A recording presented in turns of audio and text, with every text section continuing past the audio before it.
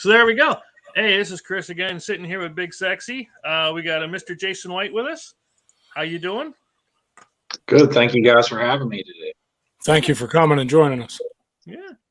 So let's get every week we do a picture of the week where somebody submits pictures and a chance to become part of the was it the banner image? That's what we cover call it? photo. Yep, cover photo of our Facebook page. There you go.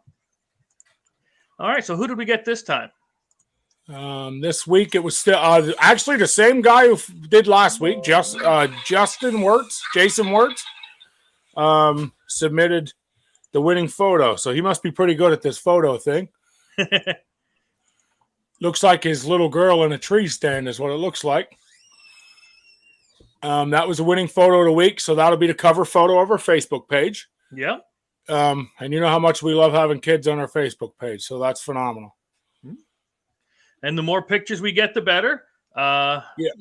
Because we like to see a lot of the shots, now, especially with turkey season ending. We got to get more of them shots in too, because I want to see. I didn't look. We were talking earlier, Mr. Jason, and I didn't get a turkey yet. I've never shot one, and I'm 48 too, just like this. So it'll be good. I like to see the good turkey shots too. Well, I can tell you, you mount a camera up, and we can make that happen. Hey, I'm game. I got my Tacticams, and we got the other cams, and we'll set something up definitely. We run a lot of cameras at once, let me tell you. and I don't want to jump ahead because I have a lot of questions for you with stuff. So we'll just get it started. So let's real quick, guys, before we get started. This was donated. I don't know if you can see it. Let me make sure I'm in the picture. I got you. We have a little girl fishing rod. This was donated for next Monday's prize of the week. So it is a princess fishing rod. Okay, that'll be next week's prize of the week that we give away. And we'll spin the wheel once all the names are in. So we'll get a picture of that out and submit it on the Facebook page. There was one more thing I had in my mind, and I ain't gonna lie to you, completely left the building. That's part of this old age, Jason. It just comes and goes. All right. So let's start here. So tell me about yourself. Who are you? What did you do? How'd you get started? I'm Jason White, 35 years old. I live in Washington County, probably about 35 miles south of Pittsburgh. I grew up on a dairy farm in Marianna, Pennsylvania. Once was a hustling, bustling coal mining community, and as most they no longer are. Traveled the country with my family and friends, fishing and hunting. And when I was 18 years old, a group of us decided to start the association that we're going to discuss tonight, the Marianna Outdoors Association. Did not start out in any capacity the way that it is today. I was in college, as you see from my shirt, Penn State alumni. So I got some business degrees and also some mining degrees. I worked for a coal company here in southwestern Pennsylvania, and almost died in 2013. I was involved in a real bad mining accident, and kind of prompted me to get out of the mining industry for health reasons. And I don't know, it kind of changed my perspective on life. When you have something that bad happen, you really realize, tomorrow is not guaranteed. So I really just kind of pushed my passions at what I love. And basically we started out just doing like canoeing, kayaking, and fishing is what it was. And fast forward, I'm 35, started when I was 18. It's ballooned into now, guided turkey hunts, guided deer hunts, Airbnb, lodging through Airbnb and Vrbo. We've restored like blighted buildings, dilapidated farms, coal reclamation stuff, utilizing for habitat. tree plantings. My goodness, building, like I said about before, about ranges. We have the biggest rifle range in southwestern PA at approximately 750 yards. You could shoot 1,000 if we set you up right, but we got all that stuff. But I mean, all that kind of grew as to who I am. But I mean, at the end of the day, I'm just a simple guy here in Southwest PA. I love Pennsylvania. I hate to see people moving away. I hate to see, kids going down bad paths. I lost a lot of my friends, not only in high school, but once we graduated, went down some bad, dark roads. And I just felt that, these types of things were good. And I've seen nothing but positives come from them. I like to put smiles on people's faces, and I feel the outdoors is a great escape for people, whether you're fishing, hunting, boating, camping, or just going for a walk with your dog. I mean, there's a lot of things that can be enjoyed, but it's kind of my playground, my love, my passion, and I like to share that with people. I like to share what I've learned, how I've been able to do what we've done as a team. And, that's how obviously I met you guys tonight. I'm really looking forward to sharing as much as I can with you. Awesome. Well, Jason, I want you to know that we already were on a bunch of trout fishing sites. I joined them all week long, and I've been really posting pictures of your fish, and we've been posting out some of your hunting. We try to help you out as much as we can. We're just like you. We love doing this. At the end of the day, it doesn't matter. We're not looking for a reward. We're just looking to help everybody the same as we are get through and do what we enjoy. So we love to hunt. We love to film the hunts. And Chris, I'll be honest with you, Chris being part of this he's huge in these podcasts and these things. And we decided to make Big Sexy Outdoors Indoors. And we love it. And I want to add to your thing is I always teach a kid. I always say if you can teach a kid to hunt, you can teach a kid to stay off drugs. Mm-hmm. Yeah, I cannot stress that enough. That kids that are active and doing things in the outdoors, you never know. There's a lot of parents, I'll say, maybe that didn't have the opportunity to experience certain things and teach their kids. So it's nice to see, the memories that people can make, and you never know when that seed's going to be planted in a kid's mind that, maybe instead of getting addicted to a substance, maybe they're going to be avid fishermen, or maybe, become a whitetail, Amen. Preach it. Amen. Just all these things. So I think people have addictive personalities. It doesn't mean that it has to be addicted to bad things. Mm-hmm. And I think that, sometimes, I don't know, maybe it's just me, but I just feel like when I see people enjoying the outdoors, I feel like it's prescription therapy, natural. That's my professional opinion. I don't feel that people maybe value that enough. There is something to be said about that because, I think if more people would fulfill their time with good things, you're going to have less for the bad, right? Mm-hmm. Absolutely. Now you're gonna laugh at me, and I know I like hunting big game. Don't get me wrong. My addiction is squirrel hunting. I don't know why. It's just that's because he can hit them, Jason, with a 410. He can hit them when they're really close. That's what that is. You know what? Well, we can talk about that too. I've got guys that love to do that. We're actually getting ready to cut hay soon, so some people have been really itching to do some groundhog hunting. So yeah, that's gonna be on the to-dos here very, very soon. So yeah, no, squirrel hunting is definitely fun, especially when you're shooting something real like a smaller. Obviously, a smaller caliber, it's definitely a little more challenging, I would say. Yeah. Now, go ahead, Big Sexy. Looks like you want to say something. No, I was going to say, why don't we pull his website up and get that on the back page right now? Let everybody see what Jason's talking about. I don't know if these guys are watching, but somebody's fish photos coming by, and these deer and turkey and pheasant they're just phenomenal. I mean, they're just awesome pictures. Yeah, I like seeing them too. I was going to ask, speaking of the website, and we're going to have that up on occasion because we want to make sure we also get the pictures up. I saw you started with trophy trout tournaments, and you went to kayaking. What brought about the golf? I saw you've been doing that for about 10 years. What brought about golf? So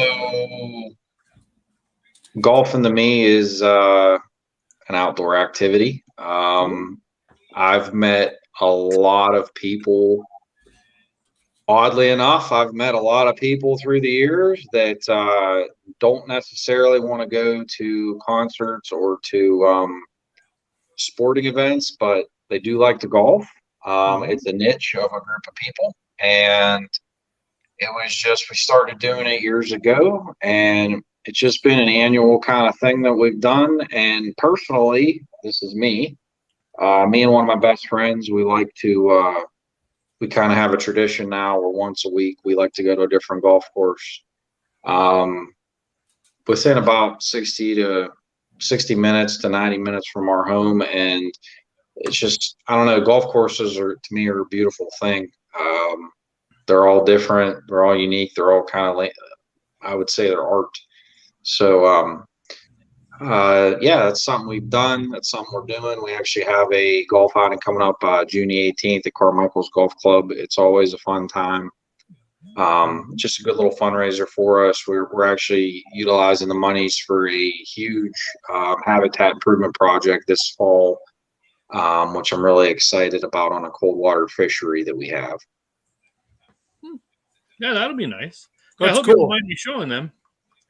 So that is a fundraiser for you. It is something that helps benefit what you're doing to keep everything going. Yep, absolutely. Yeah, everything we do is either through memberships, donations, fundraising, sponsorships, etc. And to do what we do, it's extremely costly. I mean, we put in well over $50,000 just in trout annually. Oh wow! Yep. Yeah, you don't. People wouldn't believe the cost of just trout. It's extremely expensive, and that's not counting upland birds. That's not counting seed to plant the fields for habitat, trees. I can go on and on. Yeah, so there's a lot of expenses to make it happen, for sure. Mm-hmm. Yeah, I bet there is. We want to host our own trout rodeo, and we started pricing trout, and we were like, holy crap. Especially ones like that guy. Oh yeah. Oh yeah. I can tell you, I mean, in the past couple of years, the prices have definitely went up, for sure. There's no doubt about that.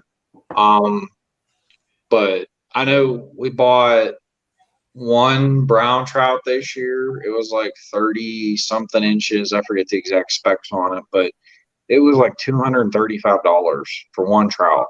Wow. And it was our last profile picture actually on Facebook. It's still, I mean, you can pull up our old pictures, but that's something that, I mean, it was a monster. But yeah, they're extremely expensive. And yeah, it takes a lot of money, obviously, to make that happen. So let's tell everybody what all is it you offer now. In that, do you have a price guide? Do you have how do you go about with it? Yeah, so as far as memberships are concerned, we have 4 tiers. There's we call it our dog tag club. So anybody that's a first responder or a veteran, it's $275. Yeah, there you go. It's $275 a year. Then we have a single, which is just an adult. It's $325. Family, which is 2 adults, is $550. And then we have a corporate, which is 4 passes. The corporate's really good for businesses because they can give them to clients or give them to guests or whatnot. But no matter what, every person that has a pass, whether you're a veteran, a single, a family, etc., every pass is allowed to bring this was something that was near and dear to me. You're allowed to bring 2 kids 15 and under for free. They don't even have to be your kids. They can bring whoever. So that was something we tried to do to entice more adults to bring kids, even as guests. But all the packages are listed on our website. If anybody ever would have any questions about them in detail, please, you can always message us or give us a call. All that info is on our website and also on our Facebook page. We actually have what's called our early bird special, which I highly recommend if anybody would be interested in joining. It goes into effect September 1st of this year. So if you're not a member and you would like to join, you join basically between July 1st and September 1st. And basically what happens is you get the rest of this year for free and you get all of next year. So we do that for anybody that's an incoming member. So you get an extra window. But as part of all that, we stock trout 8 months out of the year, monthly. We stock 5 species of trout, rainbows, brooks, browns, tigers, and golden rainbow trout. Nothing is stocked under 12 inches. So that goes on for at least 8 months out of the year. And then we have a lot of warm water fish in the summer. So your bass, walleye, sauger, freshwater drum, catfish, rock bass, etc. Those are all openly available along our stretches of stream. Just put in a new pond, so we're stocking that this summer for warm water fishing. We have also a cold water fishery that I said we're working on that in September. We're putting in, I think it's approximately 12 habitat structures, which is huge. So we're going to be doing that. So that's another thing that's going to be an opportunity for summertime fishing next year, because we have our campsites literally right there on the stream. So if people want to camp, that's another available opportunity. We have 2 pistol ranges. We have a semi-automatic range. So if somebody has an AR or some type of a semi-auto, that's an available opportunity. We have the biggest rifle range in Southwest PA, 750 yards approximately. And we have upland bird hunting. I would say between the trout and the bird hunting is really what kind of makes us what we are. All the other stuff to me is like cherries on top. But you're allowed to come if you're a member Monday through Saturday. You're allowed to shoot 2 birds a day free of charge. It's included in your membership. Wow. Oh, that's pretty cool. Yep. So basically, instead of going on the game lands and, no offense, but like I've heard horror stories about upland bird hunting on the game lands. So I've been shot, just so you know. I've been shot. There you go. I wasn't going to say it, but no, it's okay. I've been shot. I've heard nothing but horror stories. So we have a safe facility. It's approximately, our upland bird area is approximately 400 acres. Lots of different fields for people to enjoy. Basically, you sign in and sign out, sign in and out of the fields. We do plant habitat. We do plant good quality cover. We stock birds weekly, pheasant, quail, and chukars. Nice. So whenever you come, if you're a member, you just take your dog out in the field and go ahead at it. Now, if you do want to shoot more than 2, it's not a big deal. So if you shoot 3, we have a little pay chart at our bait shop on our farm here, and you just drop the cost of the bird into the envelope and you pay for it. It ain't a big deal. So it's kind of cut and dry. And we do that from the beginning of September into, typically we end right around the end of February, 1st of March, to start preparing for the habitat for the following season. So yeah, you got good quality trout fishing for about 8 months. You have upland bird hunting for, I'd say, approximately 5 to 6 months. And then we're working right now to expand the ranges and really highlighting that as well for the remainder of the year. So really some exciting things going on, and you definitely get a lot for your buck, in my opinion. Yeah, you can't beat this with a stick. No, I mean, we just had a group of guys that came out from Philadelphia, and they were just so happy with everything, and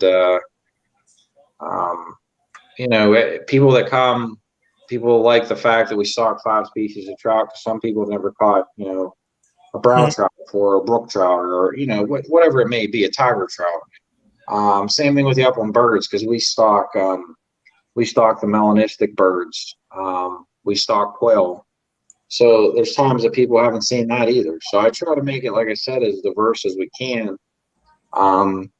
so people, can have, I guess, as good of a time as possible.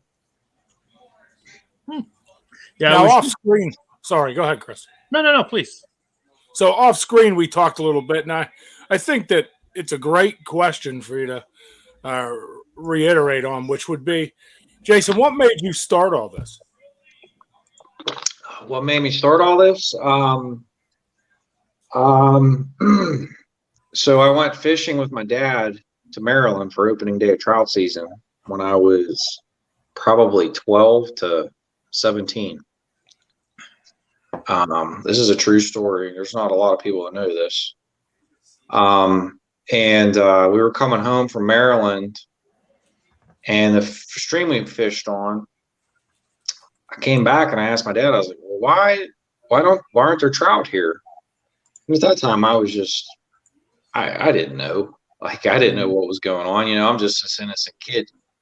And he's like, why? We drive by the stream and there's nobody fishing. Nobody. Like, this is on the streams that we're stocking now. There was nobody around. It was dead. And we get into my town, and there was this kid walking down the street by himself with no fishing pole, young kid, like probably 13. And I don't know why that bothered me so bad, but I thought to myself, not everybody has a dad that'll drive an hour and a half one way to go to another state to go to a good fishery. And I went to a couple local establishments, we'll say, to talk about stocking locally. And it was really like nobody cared. Nobody really saw it as a value or an opportunity. So first year, we just ran a little dinky ticket. And I was like, man, I hate tickets. I don't ever want to do that again. But we had a nice time of stocking fish. And then lo and behold, we just had this idea about doing a canoe race. First year we had 17 boats, and it was as small could be, but it's paid for the fish. Fast forward 10 years later, it was the largest in Pennsylvania. There were 257 boats that year. Nice. I regret to say that I wish we were still doing it, but PennDOT repaired the road and did not follow their plans, and the whole road ended up, after they built it, slid into the creek and basically destroyed our entire boat launch. And it was it was like this big to do for the longest time. But needless to say, that was kind of like what prompted me to want to explore, I guess you could say, other ideas and opportunities. I don't know. It was heartbreaking that happened, but I don't think if that happened, I wouldn't have maybe I wouldn't have focused on all these other things that are gems, hidden opportunities. So, but yeah, it was that kid, seeing that kid, knowing that not everybody had what I had somebody to take me. And I just thought that, I don't know, something in my gut said that if I could bring something for these kids that maybe don't have that mentor or somebody to take them, maybe I could help somebody. I don't know that there's very many people that know that story. But yeah, that's how it began. Well, that sounds like God laid it on your heart as an early kid to make change in people's lives doing something you enjoy. That's what that sounds like to me. Yeah, I wish I could have helped more people because, like I said, I've lost quite a few friends over the years to substance abuse, etc. As you can imagine, that's been a good old on the political ads about the opioid epidemic. But needless to say, yeah, I've tried my best to try to help people as best I can. That's awesome. So I'm just tickled by that story. But you talk about your trout fishing and your you spoke about upland game birds and so we also noticed by your pictures. I know Chris has a ton of them, but we noticed by your pictures that you do other hunts as well. Correct? Guide services. Yeah. So I kind of started. I don't know. I started like messing with the idea about 3 years ago about maybe I should start taking people turkey and deer hunting. I started off with like friends and some of the members themselves, and once people started seeing some of the pictures, it kind of blew up. I had guys in from New Jersey this year for turkey season, Punxsutawney. It's all, and just so everybody knows, all the deer and turkey that we do, and yes, we do stock up on birds, but once they're out there, they're free roaming. Same thing for the trout. Like nothing's penned up, like nothing's crated or penned up. When it's out there in the wild, like these are once they're out there, they're out there. We don't stalk the deer or the turkey; they're all wild. We do like conservation management, so like the deer, I'll give that as an example. Like I don't have a point restriction, but I actually have the deer needs to, if you shoot a buck, not only does it need to be PA legal, but it needs to be at least to the edge of the ears. Like that's my standard. Because a lot of people, I could tell you some crazy stories about people deer hunting. Just from me guiding, it's like, holy smokes, I'd have never thought that would have happened. But needless to say, I've done a lot with the deer and the turkey to basically, because we're not stalking anything, management's critical, conservation, doing habitat improvement. And there's a lot of things, if we ever have another podcast to talk about just habitat, things that the average person can do at their farm, or if they lease a property, just little things from planting, we've got orchards planted for the game. We've got fields planted. I actually, you guys come sometime. Our walkways for our upland bird fields are actually food plots for the deer. Oh, cool. So I actually laid it out to where it was serving, because what the heck's the point in me going and having to mow it when I could just have the deer eat it and then I don't have to worry about mowing it. So, we do all that. But habitat's huge when it comes to deer. And then we do the whole minerals throughout the summer, because that's obviously the critical time for that to happen. I have so many acres that we have / additional lease / have permission to hunt. And we do fully guided where people come in and stands are provided, tents, tower stands, lock-ons, hang-ons, ladder stands, you name it. I got it. I kind of have it all out there available for people to utilize whatever they're comfortable with. But the deer hunting is a huge, I'd say it's an all-year practice. And then the turkey hunting has definitely become one of the niches. I feel our area is really good for turkeys, just with the habit, the way that the land lays, the habitat's fantastic. And, with both, I only take a set amount of hunters annually. So it's not like I'm taking 100 hunters. I'm typically right now taking between 10 to 15 turkey hunters, and I take 10 to 15 archery / rifle hunters in total. But that's what I do right now. It's definitely a great time. We've seen a lot of just from the deer side of things. If anybody goes on our website, so from the club side of things, it's MariannaOutdoors.com, and then if you go to 10mileco.org, that's where the guide services stuff is listed. But you'll see some of our buck pictures from this past year. We had 2 that were right around 145 class. Was really happy with that. Had some disappointments during archery season, but I think if anybody out there that is a guide in Pennsylvania or even beyond, you'll understand. I mean, and understand. You love getting those happy calls. It's those frustrated, upset calls you get that really is like a bummer, but it's part of the process, I suppose. Yeah. Just like that phone call I think I told you guys about earlier, that I got the voicemail from the gentleman that was 48 years old, never shot a turkey, and you just thought he was a kid on Christmas. So yeah, I mean, all that stuff's available. We also have guides in addition to that for the upland birds. So if somebody just wants to come and do an upland bird hunt, we have that. We have fishing guides. Anybody wants to go trout fishing that maybe hasn't done that or would like to learn how to fly fish or anything in that capacity, just learn the terrain.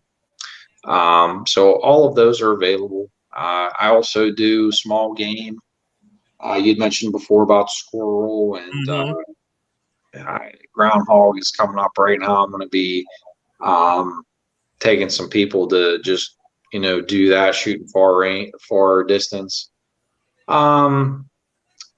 And then I would say beyond that, we do that basically in essence 9 months out of the year. We're doing either a guided turkey, deer, upland bird hunt, or we're doing a guided fishing trip. That's basically what it is right now. It's kind of full scale farming is what I'm working on right now.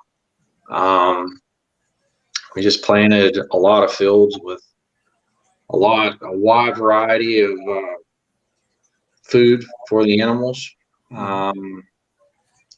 which that's obviously it's a huge undertaking. That's definitely a big thing for me with what we do.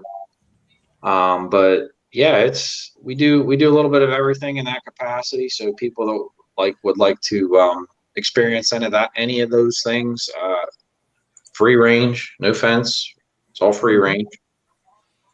Certainly we can make you have some good experiences and hopefully seal the deal so you fill your tags.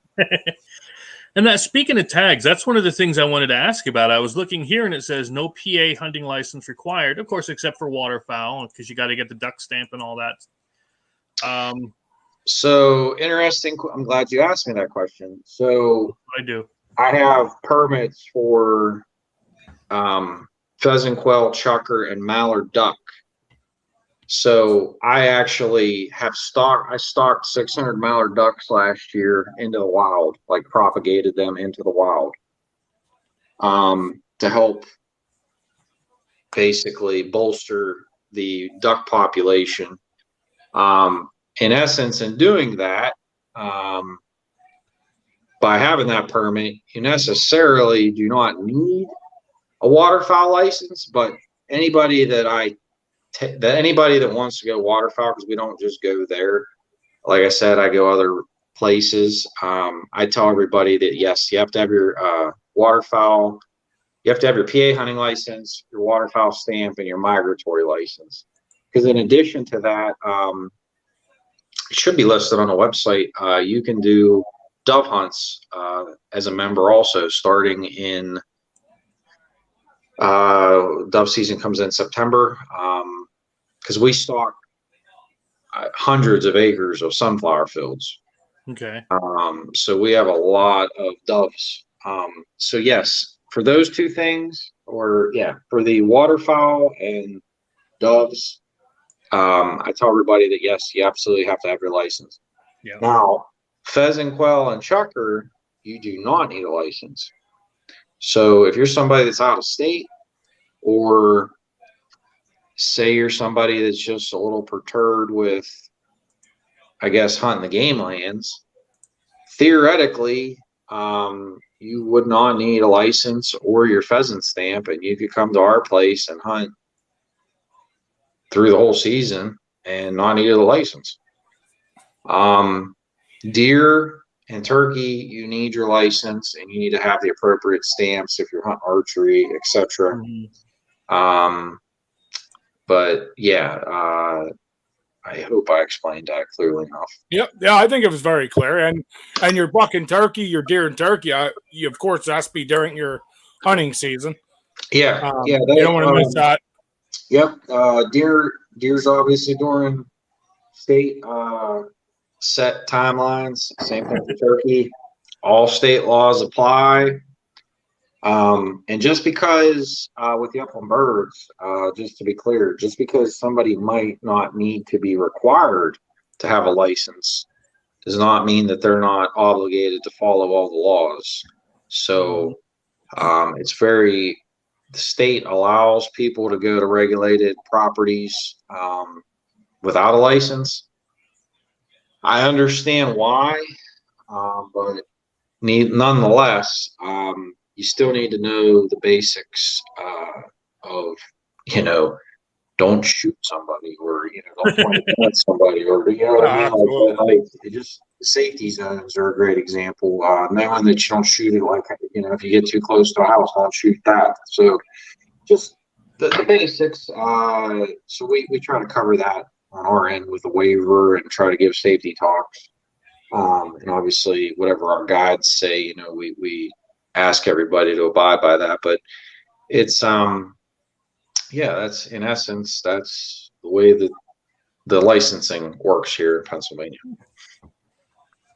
And you do have lodging. You do have, we noticed on your website, we went through your whole website, so we want to make sure we helped you out. And we noticed you have lodging. We do. So we restored a 1865 Civil War era farmhouse. It was definitely a huge undertaking. I think it would probably be a bit of an understatement. That's it in the background. But it took a lot of TLC, but it's gorgeous. We have lodging that accommodates 8 people comfortably. Obviously, we can add blow-up beds, and we have couches, etc. But we have 3 bedrooms, 2 full baths, kitchen area. It's all furnished, the whole kind of 9 yards. That's our main lodge, and we're actually in the process right now of adding a second lodge that'll accommodate 4 people. So it's growing. That's it. That's the outside of it. It was definitely did not look like that when we started, but it's just, it looks really nice now. I look at some of these pictures, and it's like, wow, the work that we put into this. That was that's available if anybody would like to do that. You can actually book through Airbnb and also Vrbo through our website at MariannaOutdoors.com. And if anybody that wants to do a guided hunt that's not a member, you do that through the 10mileco.org, and basically I set it all up, and that would be your lodging accommodations. And then, like I said, we're in the process of adding a second place to lay your head. And if those 2 things don't really cut your fancy, like I said, we're adding the campsites. They're already there actually, but we're doing some upgrades. And there's obviously local hotels, I would say, within about 30 minutes. So if somebody wanted to really stay at a hotel, do that too. Nice. Well, I'll tell you offer a lot of stuff. I know we went through your website, and we really were I don't want to say tearing it apart, but discussing it, because we were like, man, look at this, or check that out.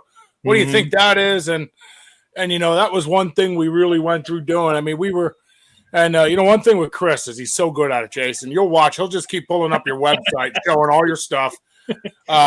He is really good at picking it apart, and making sure everybody sees what you're talking about, what you're doing. Yeah, and that's why I love him. I mean, we just got along. He knows I'm in the hunting aspect and the filming aspect, and he's in the computer aspect. We just make a good team. So if you actually pull up actually scroll up, those bucks right there, that buck, those two past bucks. So those bucks right there, that buck right there, yep, that one, and those ones there, those were from this past year. nice. The one, there was a couple that you saw that were shot. That was So, a nice one.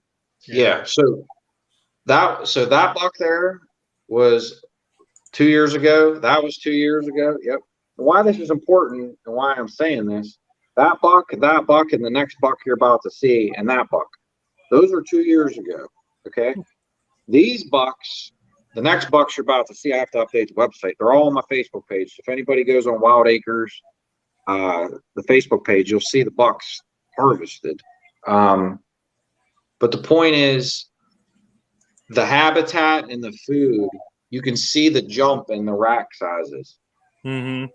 Definitely. Yeah, I can see that from. It's very easy to see from picture to picture. Oh yeah, you can see from 2 years ago just the things that we implemented.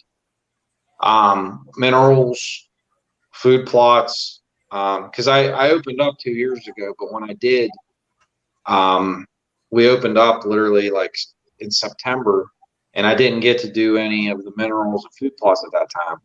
So last year I was able to do it heavily, and you could clearly see a huge difference. And I mean, I just saw the other day, I was out in the field and saw 2 bucks that are already forked out and look like they're going to be really nice.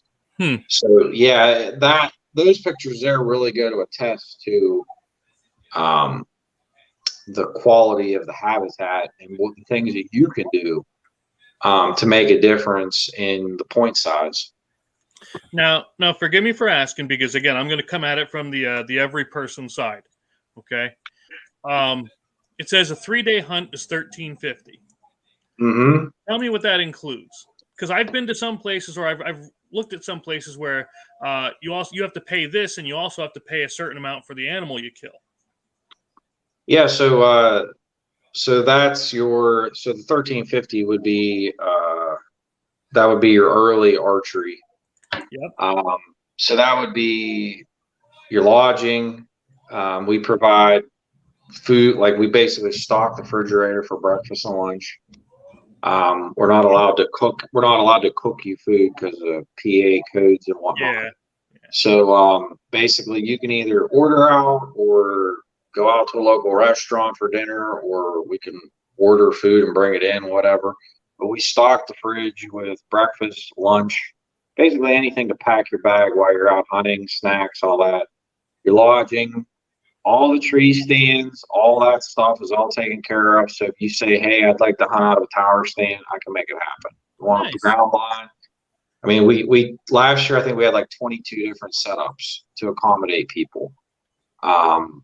Double tree stands, singles, like basically whatever kind of setup you would want to do, I have it available. And we're adding more right now. We're actually closing 3 more tower stands this year to provide more opportunities. It also includes your transportation, basically around the properties to and from the stands. We take you. Help with hopefully collecting a harvested deer. And then we line up with we've done it where we've helped butcher on site. People wanted to do that, and then we've also lined them up with local butchers that we have. But yeah, it's kind of all included. There's no extra fees. The only time there would be extra fees is if say we have a draw blood policy. I actually have to add that. It's in my waiver, but I have to add it to the website. So if you would draw blood and we don't find it, Now we'll give every effort to find it. Last year we had one guy shot with a bow, and I ended up finding a blood dog, a gentleman that had a blood dog, and that was fascinating because that was the first time I ever did that, and it was a great experience for sure. But yeah, we did all that, and I decided after that to add the blood policy. So if you draw blood and we give every effort to find it, we can't, you can pay, basically it's an additional fee to continue hunting.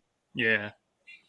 Which makes sense, because if you crippled the animal or killed the animal, died somewhere, it's still an animal taken from your property, whether they have it in their hands or not. Yeah. Luckily, one of my best friends actually ended up shooting it in rifle season. This deer got shot through the front shoulder, through the bone. It made it about almost 2 miles. We tracked it. That deer ended up circling the whole way back and went about an extra 500 yards into my friend's farm. And he shot it the second week of rifle season in an afternoon. So that thing, even though it was wounded that bad, it went almost 4 miles in total. Wow. Made a giant loop, basically. So yeah, it was, I had to do something about the blood thing, because Yeah, I know people have mistakes, but also, it's not like we're stalking the deer or the turkeys. So, it's critical that people understand that wounded animals is frowned upon, and it costs us a lot of time and money to be able to maximize, I would say, habitat under free range circumstances. oh, I agree with that. It makes sense. I don't think there's anything wrong with the policy. yeah. I was just about to say, you have me addicted here with this full day turkey hunt right here with lodging. But then I came over here to Moore and I saw a squirrel one, and yeah, you might. I'm telling you. But yeah, I like the idea of this turkey hunt here. Full day guided. You can't beat that. You can't beat that. Yeah, we do full day guided. We do half day guided. People come out and they want to do raccoon hunting. I have guys that take them out with dogs. We'll do that. I would say that the squirrel, yeah, that was a pass down thing from somebody that was near and dear to me. I love it. But yeah, we have people that want to come out and do that, and it's the nice thing about it is, I don't care if it's the turkey, the waterfowl. Last year we had an awesome time goose and duck hunting. That was a blast. I'm actually going to be changing that. I'm glad we're going. This is like highlighting some stuff I know I got to do, because I do my own website stuff. But the mallard duck thing, we're actually just going to make it state limits. It's going to be just a flat daily rate, and it's just going to be whatever the state limits are. I'm not gonna lie to you. I want to duck hunt in the worst way. I haven't duck hunted in years. I lost a few spots around here, no doubt. And property is posted, and things have. I don't have hardly anywhere to go. And you got me a duck hunt because my dog loves it. Oh yeah, I was telling you before, we stalked a lot of birds last year, which I'm actually a big proponent that the Game Commission should do that. Yeah. Because ducks are not like geese. I mean, geese could have anywhere from 4 to 4, 6, 8, 10 babies in a season. Ducks typically, it's not that many. Typically, in my opinion, it's somewhere between 2 and 6. So they're also more susceptible to predators, which I think is a huge conversation to have. But needless to say, I understand the biggest thing I can tell you is outdoor, if you're an avid hunter, and even if there's you and a couple of your buddies, going and trying to lease property is probably the most satisfying thing you can do, because in my opinion, I said this before, your time is valuable. So to go out on game lands or places where you're, I don't know, like I feel like if you get up at 3:30 in the morning, go out into the woods, and you go up into your tree stand, and the next thing you know, here comes Joe Blow smoking a cigarette, walking by your tree stand, just, and totally messes you up. That sucks, because that's your time. That's your time, and you can't get that back. So, I'm definitely a proponent of, like, I'm a businessman. Like I feel like I've looked at this as, how can I partner with people? How can I identify properties that might not be seen? Because a lot of the properties I'm using are old, like coal properties. Mm-hmm. They're properties that wouldn't be looked at for much value.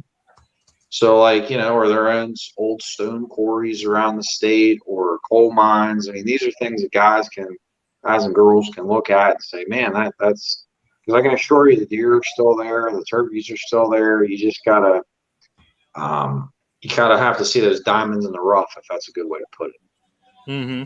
That makes sense. And listen, lease property is a big deal, because I had 65 acres I leased out in Pine Grove, Pennsylvania. I'm not sure if you know where that is. And I'll tell you that if I showed you some of the trophies on my wall, I've been blessed. I mean, I have been blessed where I've had 7 or 8 different buck within 20 yards of my daughter, and nerves got her. She didn't shoot. I think that happened for about 5 years, and then I stopped letting her go first. But and I ended up losing it. The property owner died this year, and now we're hunting game lands and trying to find property. And I'll be honest with you, it's hard. It's very hard. Well, I think with what we're doing and what I'm doing, I think it's I actually, oddly enough, I had some people reach out to me from like near Allentown out that way, mm-hmm. and ask me would I set something up out there. I would say that right now I see opportunities to expand because I see the private sector kind of picking up. Basically what I'm doing is filling the gap of the game commission and the fish commission, because they're not stock. I mean, these people wouldn't want to come here if there wasn't a reason to. Mm-hmm. If they were filling tags and catching big trout at these other places, there wouldn't be a need. So I see a need, filling a gap, giving people opportunities to, otherwise, instead of being frustrated and wasting their time, we're making positive memories of people's time. So I don't know. I'm going to try to keep growing because I think growth is a good thing. I hate to be stagnant. I'm already looking at leasing and expanding other properties. I'm also looking to expand into brokering hunts for people. So if people through the state of Pennsylvania would be interested potentially in selling a hunt at their place to, maybe help pay their taxes or mm-hmm. pay for some of the, the deer minerals or food plots or whatever. These are all things that, I kind of see as opportunities, because I know a lot of farmers that don't turkey hunt and that also do not deer hunt. So those are things that, somebody from New Jersey, New York City, Florida, West Virginia, Ohio, Maryland, I can go on and on. These are states that people have come up here to hunt and fish. They don't have those opportunities, and maybe it's something we overlook here. So those are just other things that we can do in places that we can network to. Now, I know for me anyway, you're about 3.5 or so hours away. Mm-hmm. So, I mean, unfortunately, I don't know that a membership for me would be viable, but I do like that you offer these even for somebody who's not a member. At least that's the way it reads. I know, and you said you only take a certain number of people, but I'm going to try to at least get into one of these two this year. Yeah, you don't have to be a member. I mean, the membership is if you're going to utilize it a lot. That would be predominantly the fishing and the upland bird hunting. All the other stuff, deer hunts, turkey hunts, those are kind of flat rates across the board as of today. Just because none of that is stocked. And there's a lot that goes into with insurance. I imagine. Oh yeah, I mean, well, I forget what I think our insurance alone. I'm spending like $13,000 a year just on insurance policy. Wow. So yeah, it's there's a lot that goes into it just from that side of things to make sure somebody falls out of a tree stand, we don't get sued, and it is what it is. And I've seen. I told you earlier about the things I've seen. I've seen things that would raise the hair on your back of your neck. Just people not being very safe and doing things they should do. And that's a little unnerving. But here nor there, basically everything's kind of laid out there for people that are members or not members. So even if people want to come for just a weekend and do an upland bird hunt and go trout fishing, or like I said, maybe want to go squirrel hunting and trout fishing or whatever, it doesn't really matter. You can kind of mix and match. That's the nice thing about it, is as long as it falls within a regular season, we can definitely make it happen. Good. Nice. Chris, can you put his website link in the bottom of the page for us? Yep. There it is. I got a dumb question. So I'm watching Chris go through. I see what's going on. I think other people would have the same question. You're lodging. Now, I have a dog. If I would come out there to bird hunt 3.5 hours, is there a special rate for the dog to stay in the lodging as well? Or does the dog? No. It's a lodge. So basically, whenever you rent through it, basically you pay. I don't want to call it an insurance policy, but when you book through if someone get damaged with a dog, you'd be obligated to pay for it. But no, the way I look at it is if you're there for a bird hunt, the dog can stay in the house. So no different. So people understand it's no different than if you went to a hotel. Correct. A hotel, you put a down payment, you give your credit card. There's our video right there. Yeah, it's absolutely no different than a hotel. You can book right through, like I said, Airbnb or Vrbo, or that's just if you're coming to stay. But if you're going to come and you're interested in doing all this other stuff, you just book directly through me, and I would just line everything up. But yeah, we have everything there. We allow dogs to be in the lodge. Obviously, like I said, if your dog goes and chews a bed in half, you're going to have to replace the bed. But it's no different than a hotel. So, right. I just, for the people, I know, some people, I know me as a dog owner. I'll be honest with you, my dog's registered also as a service dog. So I take my dog everywhere, and we play softball all year round. My daughter does college showcases, so my dog goes a lot of places with us. Yeah, and I think that's one thing people, I know me as a dog owner, would always question. So I think it's a good thing we can answer for them and save them the headache now. Yeah, you can definitely bring them to the lodge, not a problem. I do have outdoor, I guess you could call them pens. I am gonna, at some point, I'm gonna go into the kennel arena to have something with that. But for now, we're not doing lab puppies. I'm gonna have lab puppies in a few months. Purebred lab puppies.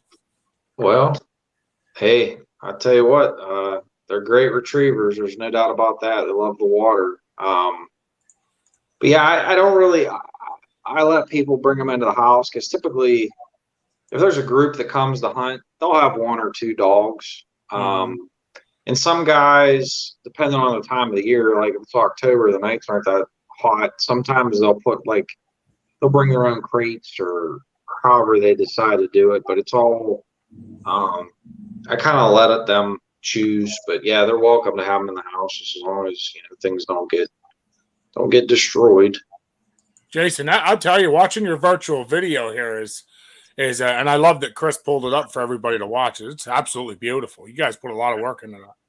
Thanks. It was a lot of work. It was a lot of work. I'm really happy with it.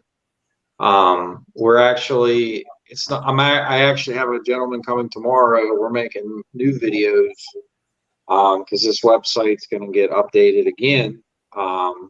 Because like I said, even the deer pictures, I have to take the summer kind of now and start updating everything. But we're going to be making some media videos because we just put, behind this lodge, we built a space for weddings. So I'm going to start next year. I'm going to start doing weddings. Nice. Well, I don't ever plan on getting married again. I made that mistake once. I just got to point that out. I don't ever plan on that again, but maybe one day I'll get invited to see one there. Won't be me. We're doing graduation parties, and we do like corporate events. So like say you get a group that wants to do like continental hunts, and then have like I guess a luncheon or something. Like we offer that. So that's something like groups will come out and get, do the upland bird thing starting in the fall. But yeah, we're just trying to, at the end of the day, if you're going to have land, in my mind at least, why not utilize it 365 days a year? So I couldn't agree more. Honestly, I couldn't agree more. Not only that, you have to fund all this stuff. Yeah. So, that's just how it is. And that's, things cost money. Pennsylvania, I think could do some things with regulations to make the deer and turkey hunting even better. But nonetheless, that's why I have to do excessive amounts of minerals and different things, food plots, to try to give the deer, as much as we possibly can, because they're free ranging. So it's no different than, the turkeys or, heck yeah, I guess you could say the squirrels or the raccoons. When they're out there and it's fair game, you got to do what you got to do. And we just, abide by the rules and try to do everything we can. But doing everything you can costs money. And, that's why right now we're doing farming stuff. And with fuel prices right now, my goodness, putting diesel on that tractor is like, wow. Your eyes want to pop out of your head when you go to the fuel pump. It's ridiculous. But yeah, it's a lot of work. It's a process. I kind of see a farm or even property as a canvas, and I think there's a lot of people that are avid outdoorsmen have to look at the woods and the great outdoors in that capacity. It's kind of like a blank canvas. If you want to make it better habitat wise for the deer, then there's things you need to do to adjust it. And sometimes that's a lot of elbow grease, sweat equity, I call it. You gotta do those things to really get your bang for your buck. But yeah, I love it. Can't say that enough. It's turned into a 365 thing, and I'm really looking forward to the future. Now, you keep mentioning minerals, and I just want to make sure people understand that minerals not only go into the ground to help everything grow, but minerals are a huge part of deer horn growth. Yeah, so I'm not a certified biologist, licensed biologist, etc. My college background comes from engineering and mining and business. And in the process of doing this, obviously people want to shoot bigger deer. So you start, I kind of went down the rabbit hole of figuring out, okay, well, you start looking at enough papers and people's research, etc. Minerals from roughly, I'm going to say March to August are critical. So if you're, you out there, heed my advice. If you can buy minerals and do mineral sites around your property, they take a little while to establish. I can tell you that. Like the first year, it might not be hit a ton. It takes about a year, really. But I'm telling you right now, set up a site, hit it about every 2 months in my opinion, for the first year. And then I just refreshened up all of our sites. And they're basically about 4-foot diameter, just mud pits. From the deer getting in them.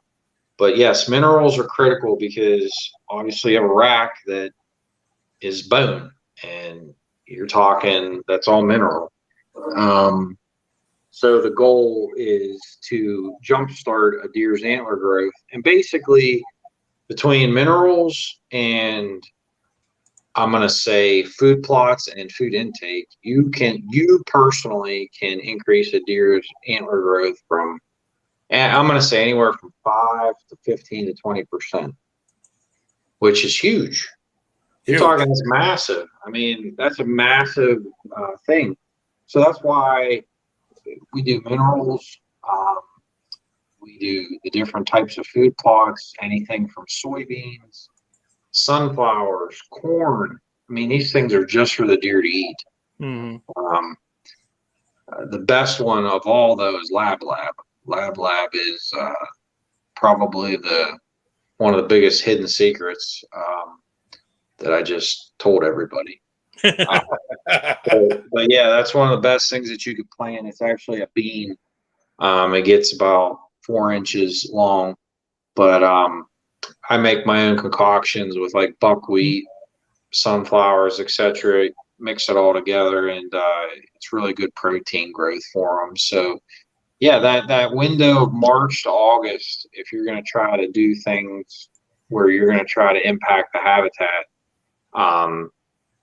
that's really a critical time period that you can influence their growth in a really positive manner. And these are things that are not that expensive. You can buy a bag of minerals.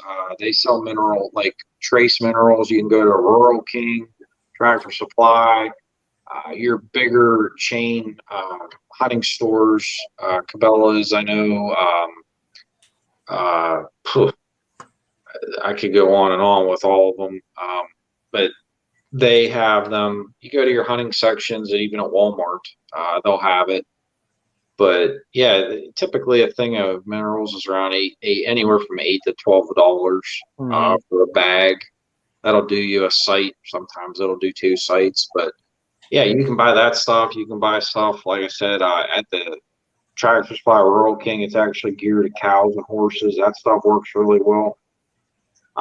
You can buy the big salt blocks. They're like $5 to $10. Those are good. But those are fantastic. Those are fantastic little things that you can do. And hey, at the end of the day, there's a saying that you got to spend money to make money. And when it comes to the outdoors, time is money. So either you're putting in the sweat equity to enhance the habitat and to create shooting lanes, or to put up tree stands or whatnot, or you're paying somebody like me to create those opportunities for you. So there's, that's kind of how I look at it, is time is money and time is valuable. At the end of the day, there's nothing in this world that's free. And, but what we do is we put in the time and the effort to maximize every opportunity for every hunt and every fishing trip for people to have the best time they possibly can. That's awesome. Honestly, I like what you do. I like the reason you do it, the story behind it. And, I tell you, we really appreciate you jumping on here too. So, Not only are we trying to help you, but we're trying to help the people as well, get a better understanding of what you do. So if they're in a situation like we are, where we really enjoy hunting, fishing, time together, and are struggling to find a place to go, they have an opportunity to go there. Yeah, I personally appreciate the opportunity to be on here tonight. Number one. Number two, I'm happy to share with anybody the knowledge of not only, come and book a hunt, or if you want to get a membership, happy to have you. I mean, we have people that are members living in the state of New York that drive 4 hours just to fish.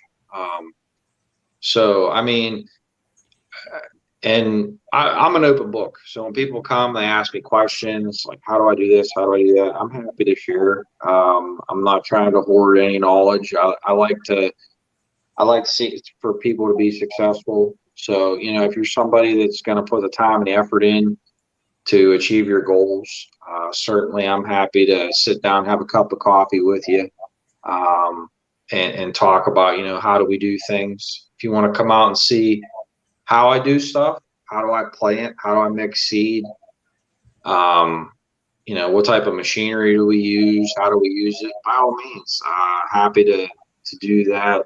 How do we do hunts, how do we set up our stands, why do we set them up the way we set them up? I mean, these are all like detailed conversations that, I guess their own little sidebar things. But yeah, if you're somebody out there that doesn't have a place to hunt and you're looking to have a good time and your time is limited, happy to make the best of the time that you do have. I can say that. That's what we try to do. We try to maximize the little window that you have, and hopefully you go home smiling. Well, that's good. I know I'd go home smiling if I caught one of those trout. Chris, you want to show some of them trout? You want to take some pictures and show some of them big trout? I know if I caught one of them trout and killed a couple birds while I'm out there, I ain't gonna lie to you, I'd be one happy dude. Well, they're definitely there's no doubt about it. They are there, and I tell everybody. I will mention this too, because people ask me this a lot. They'll say, "There you go." There. These are a couple of the pictures that I sent you that I didn't get to put on the website yet. But yeah, those are from last season. This is all the pictures I sent you that you're sharing now. These are from this past season and currently this spring. Okay. But yeah, Jeez. Yeah, I know, right? Yeah, that's a beast. Split brow there, man. That's a nice buck. Yeah. He shot that with open sights. Wow. Open sights. That kid's only like, I don't know, he's like 12 years old. Shot with open sights. I couldn't believe it. That's awesome. Look at that. I get down there. I got to tell this story because this is an awesome story. So I get down there and this kid shoots this buck, and they're like, and I had it on cell cam. Like, I knew it was there. And I texted the guy. It was still dark. And I texted the guy. I'm like, hey, there's a buck there. He texted me like 30 minutes later. He's like, I got one. Well, he didn't tell me he shot this buck. He's like, I got a nice, he was messing with me. He's like, oh, I got a nice little 8-point. So I get down there. I'm like, just wait on me. I get down there. This thing's laying there. I'm like, holy, I guess this is a nice deer. And so we get back to the farm, we're gutting it, doing that. And I'm like, I'm looking at this buck. I'm like, and we go to sit down to take the picture. And if you scroll a little bit, I think there's a picture with the kid. Keep going. Yep, that kid. So this kid shot this buck with open sights. So it's not this picture, but there's another picture and the gun's laying there. And I looked at that kid and I was like, I'm like looking at yep, there it is. But that's not the gun. So he sends me that picture like when I get there. And then we go, so that was the dad's gun. He just sat it there. So we're back at the barn and the dad grabs the gun and says, hey, let's sit the gun down on top of the deer. And I'm standing there and I back up and I'm looking at my camera And I had to do a double take. I looked at the gun. It was one of like those like World War II M1. Is it M1 Grand? I think it might be Yeah. what it is. Yeah. Yeah, I have one. I'm looking at that thing and I'm thinking I'm like seeing double. Like I'm like, what am I looking at?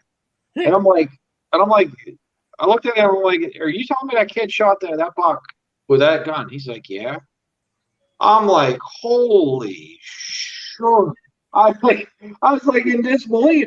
And I'm like, it was one of the best things I ever saw. And this kid's sitting there shivering.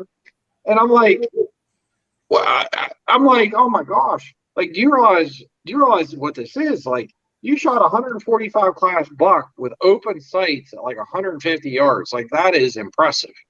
Like, Oh yeah. Like, extremely impressive. And the kid looks at me and goes, I'm cold. And I'm just like, and I'm like, oh my Lord. Like, I looked at the dad and he's just like, yeah, I'm going to put him in the car, you know? And I was like, never would somebody believe that he shot that with open sights, but he did. And that picture there is definitely not the gun, but Yeah. that was the dad's gun. But that kid was as happy could be, and it was an awesome day this past fall. I was really tickled about that situation. That was opening day rifle season this year. That's a nice buck, especially for a young kid to kill. Oh, huh. Now this is your store here, right? Yeah, that's we have a little, it's an administrative office / bait shop. So if you come in and somebody wants to do memberships or pay their dues, or if they're like, we do like raffle stuff, tickets and that kind of nature. So if somebody comes in and wants to do, like, pay their tickets, or I know there was another. There's just, we got clothing. If they're setting up like a bird hunt, all that stuff's there for people to kind of to grab while they're there on the property. So we just did it as more of a convenience thing for our members. Yeah, we have that available. So anybody that's fishing that needs bait and tackle or those types of things. I don't want to put you on the spot here, Jason, but if you're interested in donating a shirt and a hat to a giveaway on our Facebook page, let us know. And now, we'll definitely put it out there in your name. Well, I'll tell you what, whenever you come down to visit, I will make sure that you take back some stuff that you can donate. How's that? That sounds awesome. That sounds cool. Everybody, I tell you, we got a lot of hits on giving stuff away. I don't know, people like stuff for free. It grabs their attention. So yeah, happy to help the cause. Whenever you come down, I will make sure to. Hopefully, we can take you on, one of you guys, on a turkey hunt and get it recorded, and then we can put it up and show people. Heck yeah, I'm in. I like to record, so we'll let Chris kill one. It'll be my first. There's the gun. That's That's the gun there. Yep. Yeah. There it is. I have the same gun up in the room, up in the gun cabinet. I could have died when I saw him lay that gun down on that deer, and I'm like literally, I'm standing there looking at him,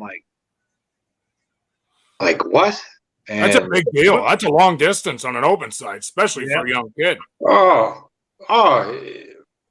I realized I didn't realize at the time when we found the deer in the field, like, I didn't know what had happened. And then we got there and that gun sat down, and I'm like, he shot that. I was like, where'd that gun come from? And he's like, well, that's what he shot it with.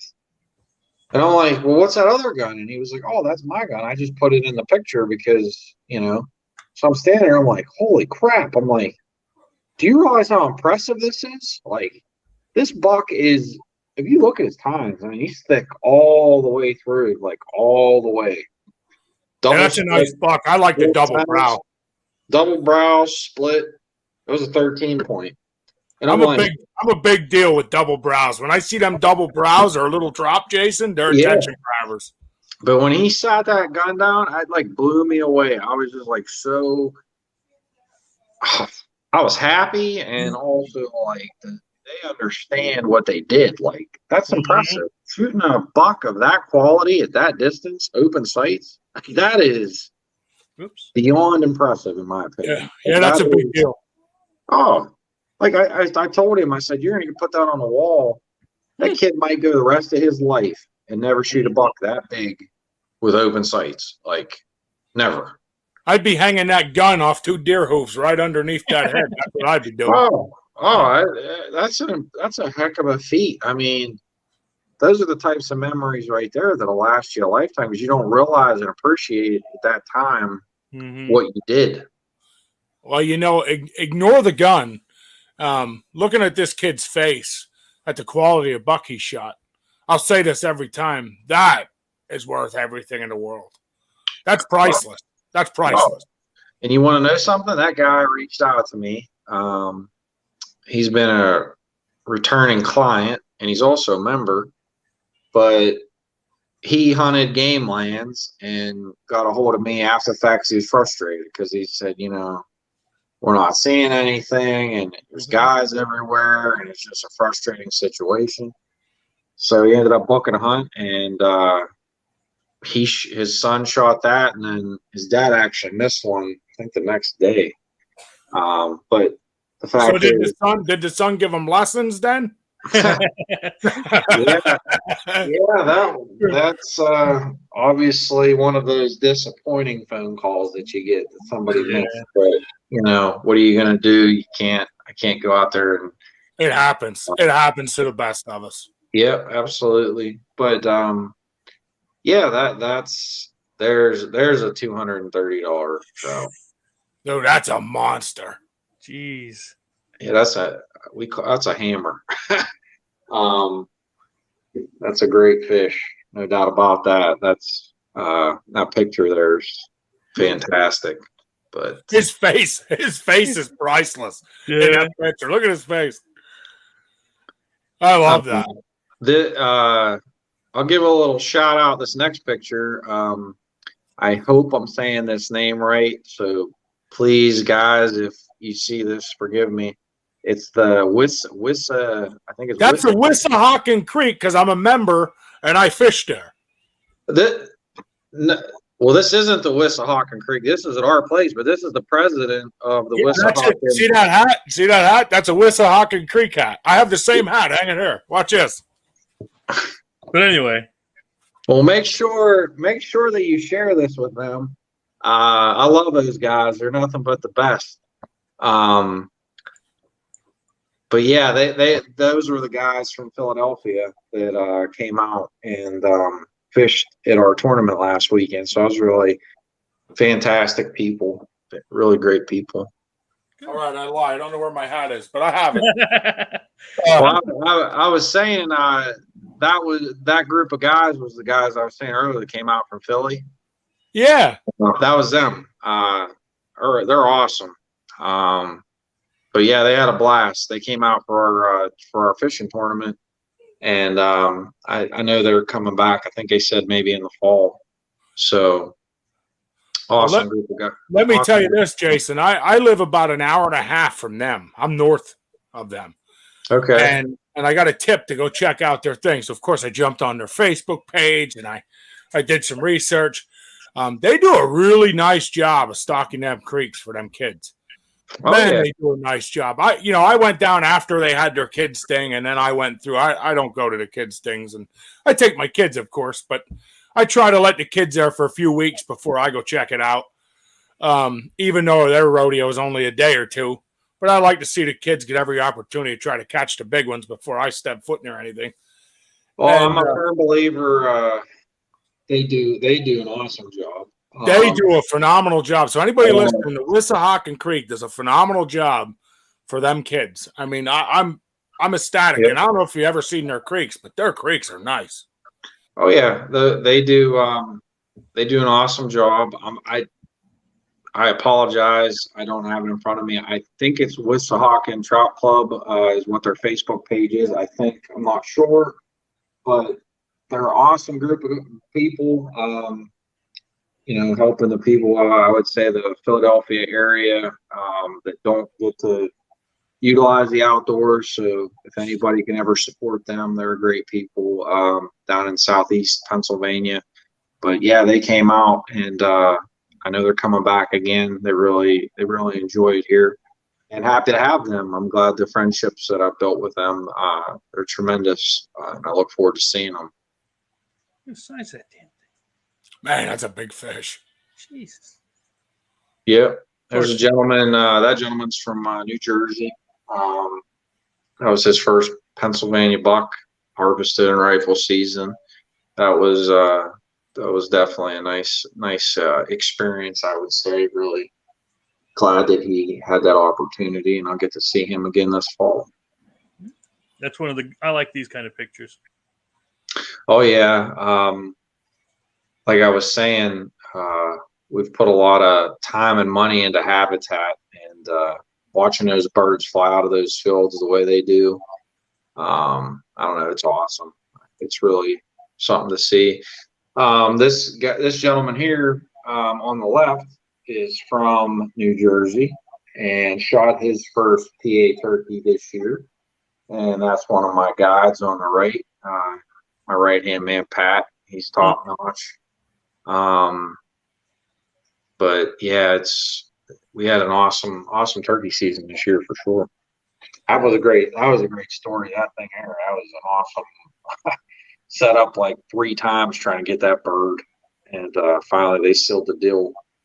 3-day guy did a 3-day hunt. He shot that bird the last hour of the 3rd day.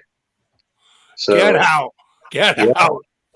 Yeah, he did a 3-day hunt. At the last hour on the 3rd day, he got that bird. So let that be a lesson to anybody.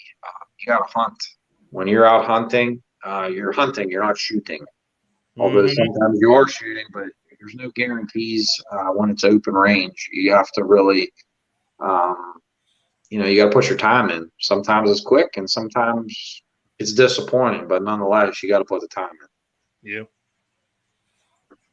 Some of these fish, I gotta tell you, I looked at your pictures of these fish, and I've shared them with hundreds of people all week, and I'm ecstatic by the size of some of these fish. Yeah, you got to come check us out. You should definitely chat with those guys with the Wissahickon Club, because, like I said, they'll be coming back, and I'd assume they'll come in either October or November, hopefully. I know they like to go chasing, I think, the steelhead and the brown trout. But yeah, we'll be there you go. There's a picture of us working in the fields, planting field corn, actually, in that particular picture. That's kind of gives you a little bit of an idea of how we plant. We plant a lot of, I don't know, they're roughly 20-foot wide strips, and then I leave these walkways in the center. And those like I said, those will get planted with more of like a deer food plot mix. But yeah, that's a no-till corn planter. But yeah, that's what we do and how it goes. We do a lot of that. What a beautiful picture. I just the heck with the fish. The picture overall is absolutely beautiful. The way it's laying in the water. Yeah. I apologize to my guides but I'm pretty sure I'm 95% sure this is Jake Fowler. He's a guide. And also Marty Pellegrini, who's a guide. So those guys are awesome. So if anybody ever wants to come and come get a guided trip for a day, and why I reference that is just if you'd like to even just learn where the fish are and where, kind of the pockets and whatnot, even if you get a half-day trip, it's worth it just to get that little pointed in the right direction. That gentleman just caught that like 2 days or a couple days ago. Oh, wow. Oh, yeah. And that was from we did a couple goose hunts this year. I think we did 4. Very productive. You got to catch them, though. The best days are obviously when the big flocks are flying. And they're just passing through and just stopping. Mm. If you can catch them at the right time, but you basically, whenever they're passing through, that's when you got to get out there and go hunt. Yeah. It's the best time for sure. We had That was that gentleman's first turkey in the middle, and he's actually coming back to do a deer hunt this year. So looking forward to seeing him as well. Good. Well, so it sounds like you have a lot of returning people. Yeah. So little story for you. I really believe in treating people like family, and I believe that's should be reciprocated. So when you come, the first thing is having a warm and inviting lodging. I built the business plan, I guess you could say, to reflect that. And I think it's important because I can't always guarantee somebody's going to get a buck. Although I will tell you, I will do everything in my power with me and the guys and gals that help make this thing work, because it's a team for sure. And I can't speak highly enough about the people that are involved, but I was on some bad hunts where I paid for a hunt and I did not get what I was supposed to get. I went on a hunt in Oklahoma for a deer hunt. Didn't see a deer for 3 days. There's nothing but pigs were around. I went on another hunt, booked, and I was supposed to have lodging. They ended up putting us in this like rinky-dink, crappy hotel. So I kind of took the bad experiences and also the good experiences I've had. And like, if I was going to pay to go on a hunt, what would I want? And I know a nice lodging is critical. People that are upfront and honest, and obviously, I would say a valid opportunity to harvest the animal that you're there to do, whether that's you're going to just do a catch and release fishing trip, or you're there for a rifle hunt or archery hunt, or if you're there for an upland bird hunt, doesn't really matter. You want to have, you're paying to harvest something or to just catch it or whatever it may be. You want to have that opportunity. So I feel that it's my obligation and our obligation to do everything we can to make sure that people have the best opportunity possible. Well, I'll tell you, if these pictures don't speak for you, there's not much anybody's going to say. Well, I'll say, I can't say thank you enough to everybody that's helped to build where we are. And I feel that we're still a ways off from where I want to get to. A lot more development, habitat, different things, additional lodging, looking to expand other properties. So hopefully in the future, God willing, there's going to be a lot more pictures of big bucks like this.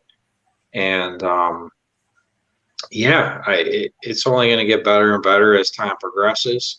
And hopefully I can find more people that are like-minded, that appreciate what we're trying to do and why we're doing it.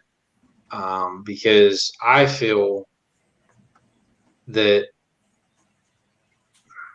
not to bash, and I don't mean this negatively, but I feel that maybe there's been some things lost within the Fish Commission and Game Commission, because I think they're missing the boat when it comes to, at the end of the day, the people that are buying the licenses and are going out and utilizing the outdoors. Basically, in my opinion, they're the bosses. They're the ones that feed those agencies to live. And I just feel there wouldn't be such a need and a want or an opportunity if things weren't being capitalized, and they're not being capitalized. I mean, I can tell you, you go to some of the Game Commission properties by where we are, and in my opinion, it's a joke. I hate to be so blunt about it, but you're telling me you can't go and plant apple trees? You can't plant fruit trees? You can't do berries? I mean, those are just basics. I mean, those are just not to really beat up on them, but I know that that's a problem, and there's really nothing I can do about it because that's what they're doing. And also the way we stock fish. I mean, I've seen nothing but positivity from it by following our own little policies and procedures that we've implemented. It's catch and release from basically September 1st until May 1st. And then during the summer, you're allowed to keep 2 per week as a member. That's our process. That's our policy. It's worked extremely well. The Fish Commission allows you to take 5 a day or whatever it is. And, you got all these people coming in there. That's why basically the fish are gone after 2 weeks of season opening up. So, I just feel that we saw opportunities and we jumped on them, and we want to continue to provide outdoor opportunities for people. And that's what we're all about. And I hope, like I said, I hope to continue to connect with people, not only across the state, but across the country and maybe even around the world, of people that want to try to experience new things and make new memories. And at the end of the day, I hope that you come in with high expectations. And I hope when you leave, not only have you made a new friend or friends, but also your expectations have been met, and you walk away with a smile on your face, because I want people to walk away happy and want to come back. That's the goal at the end of the day. We had a big list of questions, and I mean, it was a list, but I believe you covered. Yeah. Literally every question we had written, I believe in your descriptions of everything, you have covered them. So I really don't have many questions for you. I think I looking up at the time, we're on about an hour and 37. We usually cut about an hour, 15 at most. I think that it's good we're on later. I think people get to hear everything. And yeah, appreciate it. I can't stress enough how much we appreciate you coming on.